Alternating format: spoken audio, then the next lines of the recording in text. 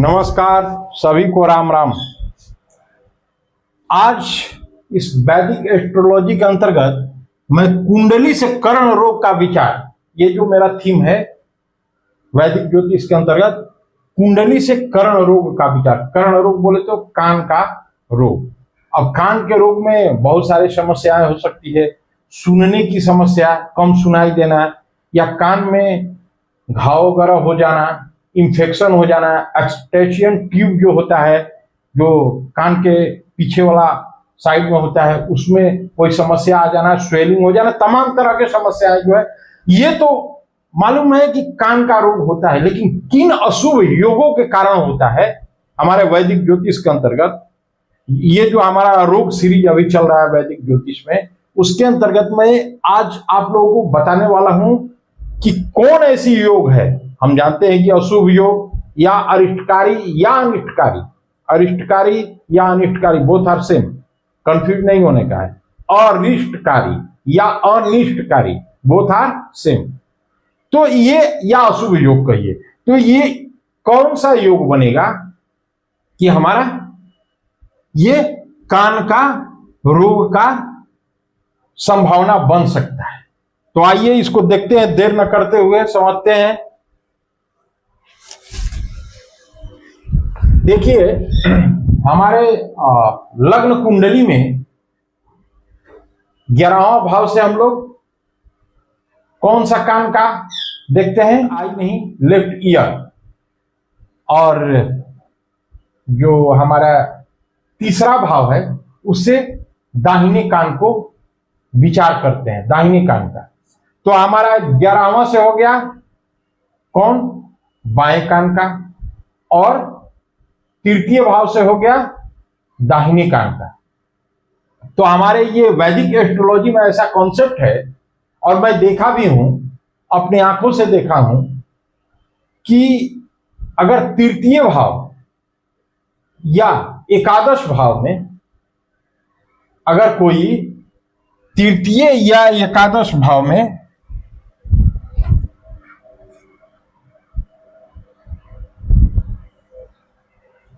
अगर किसी क्रूर ग्रह की दृष्टि, खास तौर से शनि और मंगल, बेसिकली शनि और मंगल की दृष्टि जा रही है, या युति में है शनि और मंगल, और बृहस्पति पे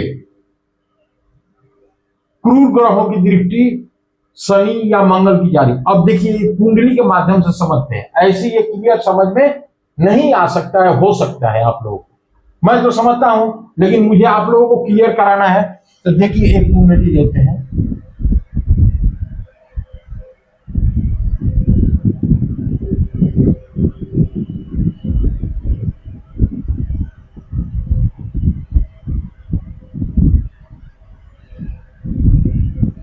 कुंडली के माध्यम से मोर क्लैरिटी होगी।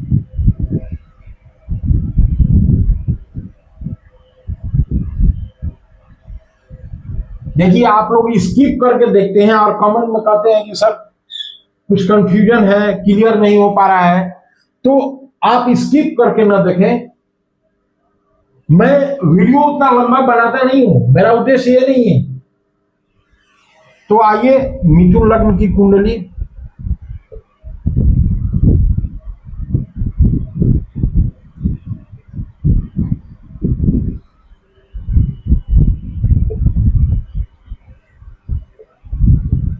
ये लग्न कुंडली हो गया।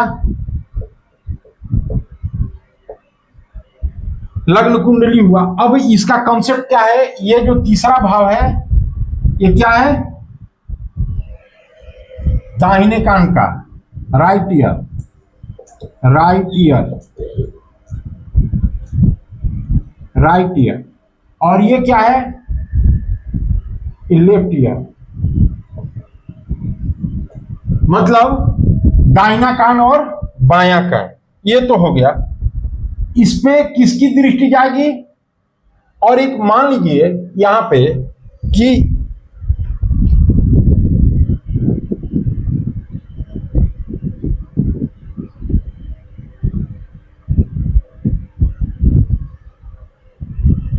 मान लीजिए कि यहां पे गुरु है, यहां पे गुरु बैठ गए, ठीक है, यहाँ पे गुरु बैठ गए और यहाँ पे 3-4 कंडीशन पॉसिबिलिटी बनेगी। ऐसा नहीं है कि एक ही कंडीशन से हो जाएगा। यहाँ पे मान लीजिए कि शनि और मंगल दोनों, मैं ध्यान दीजिएगा, मैं ओवरऑल कुंडली एनालिसिस की बात नहीं कर रहा हूं, इसलिए सारे ग्रहों का प्लेसमेंट मैं नहीं करूंगा। Just I want to clear this thing, कुंडली से कर्ण रोग का विचार, कौन सा अशुभ योग बनेगा और किस कंडीशन में कान की समस्या हो सकती है। अब देखिए, ये बाएं कान हो गया, ये दाहिने कान का हो गया। अब यहाँ पे कह रहा है कंसेप्ट वैदिक ज्योतिष के अंतर्गत, मैं देखा भी हूं कि अगर गुरु पे किन्हीं क्रूर ग्रहों की दृष्टि, सिर्फ गुरु नहीं, इस पे भी पड़नी चाहिए। मान लीजिए यहां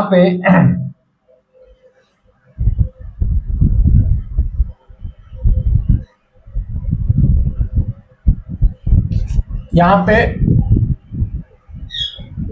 राहु हो गए, ठीक है, यहां पे राहु हो गए। अब देखिए इस कंडीशन में, देखिए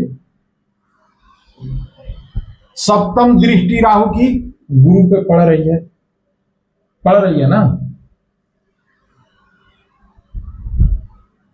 लेकिन 160 डिग्री पे, सॉरी 180 डिग्री पे केतु होते हैं हमेशा। मैं प्लेसमेंट इसको थोड़ा, मान लीजिए इसमें केतु भी है, मान लिया जाए, ऐसा हो सकता है ना। तो मेरा उद्देश्य केतु को दिखाना, राहु को नहीं है। मेरा उद्देश्य ये दिखाना है कि किन किन कंडीशन में कान की समस्या हो सकती है। अब देखिए, मान लीजिए यहां पे ये तो हो गया,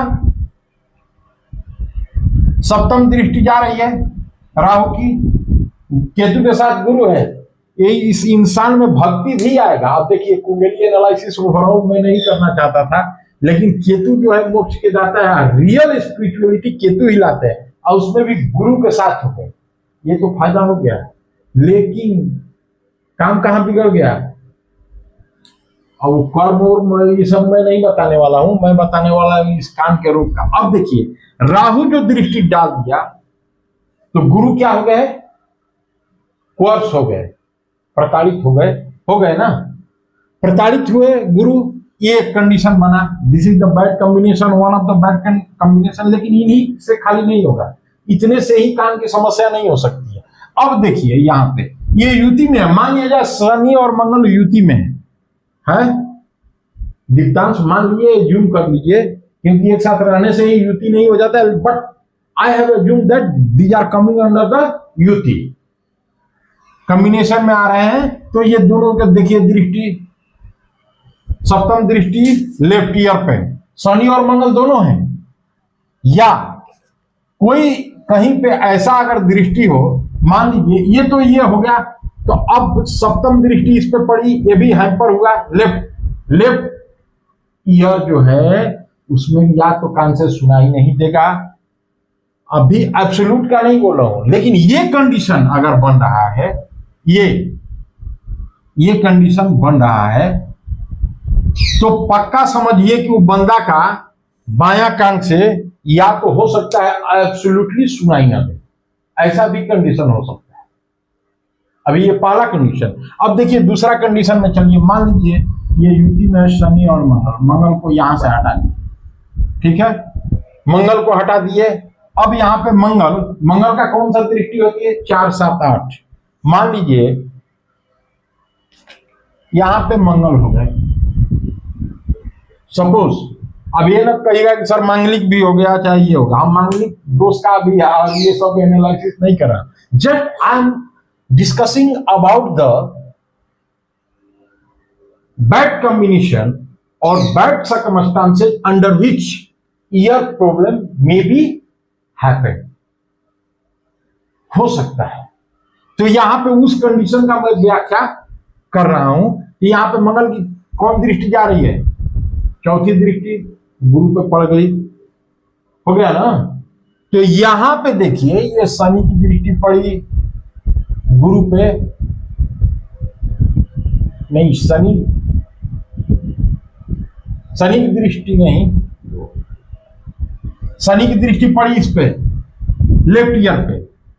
लेफ्ट ईयर बोले तो एकादश भाव, एकादश भाव is equal to left ear. तो हमारा ये बाया, अब देखिए यहां पे ये पड़ा इधर से गुरु, मतलब कहने का मतलब है कि साथ एक साथ ही आघात होनी चाहिए। आघात बोले तो क्रूर ग्रहों का, पाप ग्रहों का दृष्टि हो या युति हो, एक साथ होनी चाहिए।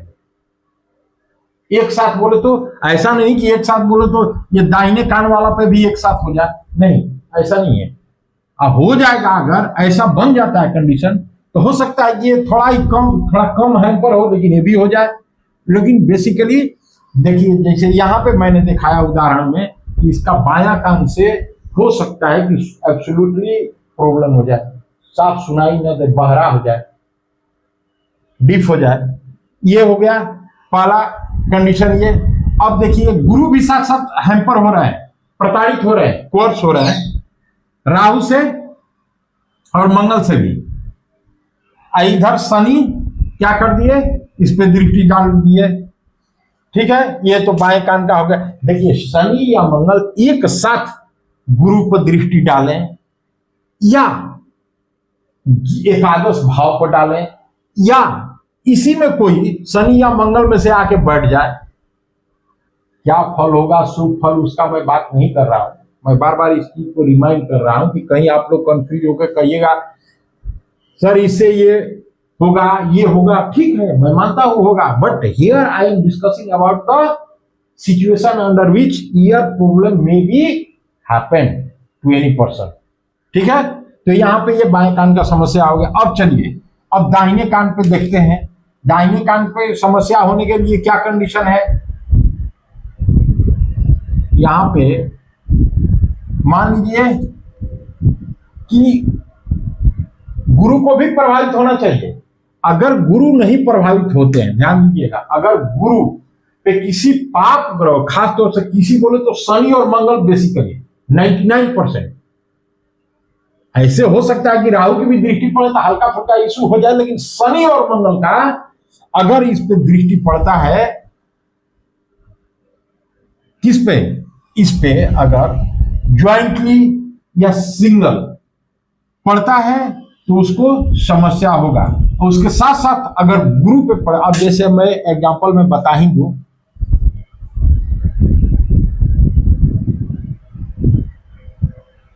यहां पे मान लीजिए ये शनि महाराज हो गया और मंगल हो गया। ठीक है, दोनों की दृष्टि जा रही है, किस पे जा रही है, सप्तम दृष्टि, जो कि बेसिक एस्पेक्ट माना जाता है। क्या होगा, दाहिने कान तो गया इस बंदा का, चाहे जिस एंगल से जाए। हो सकता है एक्टेशियन ट्यूब जो होता है, जिसे सुनाई देता है, जो फ्रीक्वेंसी को बढ़ा के नहीं, मतलब फ्रीक्वेंसी को मेंटेन करता है एक्टेशियन ट्यूब, तो वो हैम्पर हो जाए। या उसमें अब देखिए यहां पे भी एक कंडीशन है, मंगल देखेगा, सिर्फ अगर मंगल देख रहा है उस भाव को, उसमें पीप मवाद, मतलब पस जिसको बोलते हैं, खून भी आ सकता है कान से। ठीक है, क्यों, क्योंकि मंगल पीत दोष और खून से संबंध रखता है। वो ऐसा एक्जिमा वगैरह भी दे सकता है, घाव वगैरह। और अगर शनि अगर देखता है, अब कहिएगा कि शनि सिर्फ अकेले देखता है तो कौन सा दाहिने कान में होगा, सप्तम दृष्टि को जा। मान लीजिए यहाँ फॉर एग्जाम्पल मंगल को हटा दीजिए, मंगल नहीं देख रहा है, शनि देख रहा है, मंगल कहीं दूसरे जगह है, प्लेस करके बता दूंगा। तो शनि अगर देख रहा है तो क्या होगा, वायु तत्व, वायु तत्व से संबंधित ये बीमारी देगा। किसमें देगा, कान में देगा। किसको देगा, उस व्यक्ति को देगा। कौन कान में देगा, तो दाहिने कान में देगा, क्योंकि यहां पे दृष्टि डाल दे। देखिए this astrology pure mathematical based, astronomical based and scientifical based calculation होता है, इसमें कोई एजम्पशन नहीं है। हाँ, इसमें एड ऑन हो सकता है, जो हमारे आचार्य हैं, जो भी पंडित हासिल किया, जो एक्सपीरियंस ऐड करता है, कर सकते हैं, लेकिन बेसिक कंसेप्ट को चेंज नहीं कर सकते। एनीवे, तो यहाँ पे ये कंडीशन होगा, शनि और मंगल दोनों हो जाएंगे। तो क्या होगा कि कान में स्वेलिंग भी हो गया, वायु से संबंधित सूजन भी आ गया, और थोड़ा फुंसी भी हो गया, इंफेक्शन हो गया, बोथ अगर है तो, सिंगल है तो उस ग्रह के नेचर के अनुसार समस्या हो गया। इस तरह से ये कान की समस्या। और यहाँ पे देखिए, गुरु भी प्रभावित होना चाहिए। हमेशा याद रखना है कि चाहे ये घर या ये घर प्रभावित हो चलेगा, ठीक है, लेकिन उसके साथ साथ गुरु पे, खासतौर से शनि या मंगल का या राहु का भी एक दृष्टि जाना जरूरी है, या युति में होना जरूरी है। जी हाँ, सिंगली अगर एक है तो, या दोनों की दृष्टि जा रही हो गुरु पे, ऐसा होना चाहिए। और मैं उम्मीद करता हूं कि ये क्लियर हो गया होगा। अगर नहीं कोई भी डाउट लगे तो हमारे कमेंट बॉक्स में आप लोग कमेंट कर सकते हैं। और मेरा वीडियो अगर पसंद आए तो लाइक एवं सब्सक्राइब करें। और मैं यही कहूंगा कि आप लोग स्किप करके ना देखें, नहीं तो फिर कॉन्सेप्ट क्लियर नहीं होगा। आप ये सोचते हो कि लिख लेंगे, रट लेंगे, नहीं, you can not be astrologer. If you want to be an astrologer, you have to be practical. Basic concept जो एस्ट्रोलॉजी का है वो तो जरूरी है, लेकिन उसके साथ साथ प्रैक्टिकल होना पड़ेगा। और इस चीजों को, चलिए अभी फिलहाल के लिए इतना ही, फिर मिलते हैं अगले वीडियो में। नमस्कार, धन्यवाद।